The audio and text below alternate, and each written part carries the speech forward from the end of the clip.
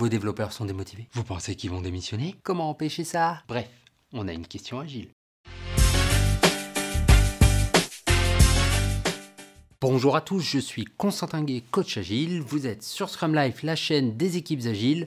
Pensez à vous abonner pour nous aider à être dans les recommandations et surtout à activer la notification par la petite cloche pour être prévenu des vidéos. C'est parti! On nous a demandé cette semaine comment faire en tant que manager quand on a des développeurs qui sont démotivés face à un legacy énorme. La dette technique, nous en avions déjà parlé dans d'autres épisodes de Scrum Live dont je vous mets les liens dans la description bien sûr, ainsi que toutes les autres vidéos dont je vais parler. Mais là, on va voir en tant que manager comment on peut faire dès demain pour les aider à tenir. Donc vous connaissez déjà sûrement la dette technique, vous connaissez aussi peut-être la dette émotionnelle, hein, les relations entre les gens, tout ça, on en avait parlé avec Marilyn Cole dans un précédent épisode. Moi je vous propose un autre concept, c'est la dette de motivation. La dette de motivation, c'est quand l'expérience développeur, hein, on appelle ça maintenant de plus en plus le DX, le Developer Experience, tout comme il y a l'UX, le User Experience. L'expérience développeur, alors on n'est pas du tout dans tout ce qui est baby-foot, cantine super évoluée, salle de repos et salle de sieste. Non, on parle vraiment de l'expérience du développeur, c'est-à-dire son outil de travail, genre par exemple un ordinateur qui leur permet de faire fonctionner l'application, hein. Quand cet environnement n'est pas à la hauteur, vous contractez en fait cette dette de motivation qui représente en fait les sacrifices faits par les développeurs. Et un jour, cette dette, va falloir la rembourser, hein.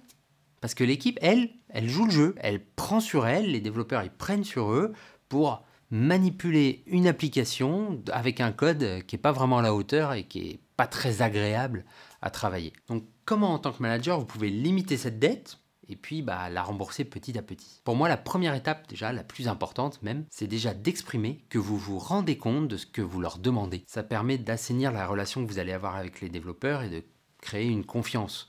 C'est pas eux contre vous, c'est tout le monde est dans le même bateau. Par contre, eux, ils ont les mains dans le caca, quoi. Pour la limiter et la rembourser petit à petit, vous pouvez leur laisser la liberté de décider comment cette dette technique, ce legacy, va être résorbé. Parce qu'au final, ils sont les mieux placés pour faire ces choix technologiques, ces choix techniques, pour savoir par quel bout prendre, avec bien sûr certaines contraintes que vous leur imposez, comme les fonctionnalités, le périmètre fonctionnel, et puis des dates, tout simplement. Puis c'est une belle preuve de confiance et de reconnaissance de leur expertise. Surtout à ne pas faire, c'est promettre la lune. C'est-à-dire promettre, ouais, l'année prochaine, c'est super, on va faire la refonte, ça va être génial, vous inquiétez pas les gars, il faut tenir le coup jusque-là. Puis les mois passent, puis le business, au quotidien, il est ce qu'il est, et au final, l'année arrive et c'est toujours pas le moment de la refonte. Alors vous étiez de super bonne foi, il n'y a pas de problème, mais les choses ont changé, l'environnement a changé et c'est toujours pas le bon moment. Et ça, c'est quelque chose qui va amplifier cette dette de motivation.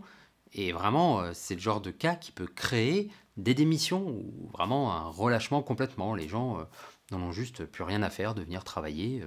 Ils font tout simplement leurs heures et puis voilà, c'est fini, quoi. Donc moi, je vous conseille plutôt de prendre des petites actions très très courtes et surtout de les laisser, eux, cibler ces actions vraiment dans le détail, quoi. Donc face à ces concessions que font les développeurs, vous en tant que manager, demain, vous faites quoi?